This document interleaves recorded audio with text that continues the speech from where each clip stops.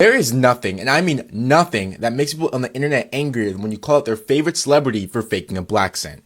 So by now, I'm sure a lot of you have seen the videos by Isaiah Dupree, a linguistics and cognitive science scholar who guesses where people are from solely based on their accent and diction. And what I appreciate most about his rise in popularity over these past few months is that he uses his academic knowledge not just for this one thing, but also to call out all of the famous people who fake black accents like Huda from Love Island, Ariana Grande, Jack Harlow, and of course, Awkwafina. He even has a playlist on his page called Black Scent Oracle. One of my earliest viral series back in 2021 was something called How Everything on This App Originated with Black People, calling out how most of what we know as Gen Z culture is just a whitewashed version of Black American culture. And since then, I've made videos about elections, wars, scandals, and all sorts of uncomfortable topics. But nothing's ever even gotten me an ounce of the amount of negative and hate comments as to the videos where I outline how prominent influencers made their entire careers off of imitating Black Americans, often to an offensive degree. And if you've been with me for a long time, you probably remember that video I made about how Bretman's rock rise to fame was entirely predicated off of imitating stereotypes about Black women. That video absolutely blew up on TikTok and people called me stupid, ignorant, and all sorts of racist and anti-Black things on top of that. The backlash got so bad, but I knew I was right, so I made a video to double down on all my points. And it was so clear-cut and irrefutable that Bretman Rock ended up DMing me personally and we had an actual Zoom call. He was nice, but nothing much came out of it. Now this makes sense because you have to realize that these creators built their entire brand off of seeming naturally funny, charming, and edgy, or in other words, unapologetically themselves.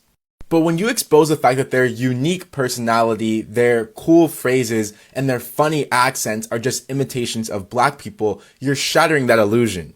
It's the digital equivalent of the little boy pointing out that the emperor actually has no clothes.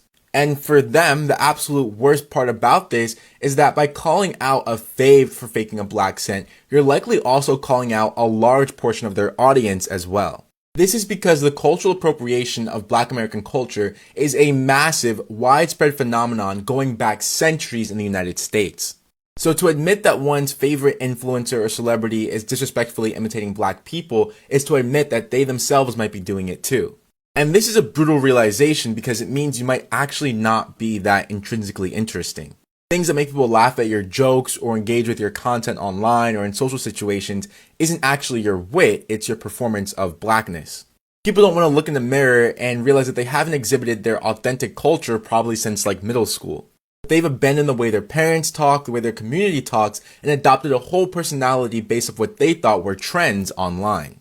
So when Isaiah or any of the other dozens of Black creators who have made videos about this point out how your fave is mocking Black American English, they might be pointing out that you're doing it too. And that's what makes people so angry and cognitively dissonant about having this conversation.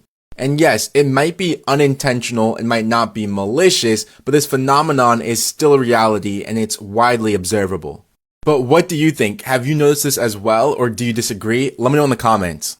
And I also wrote a full breakdown of this topic, which you can see by going to my Substack at historycan'thide.substack.com, or if you're on Instagram, comment the word newsletter below to be DM'd a link to my Substack profile. And I might as well go for it, so Zay, if you see this, can you tell where I'm from based on my accent? And of course, as always, follow for more.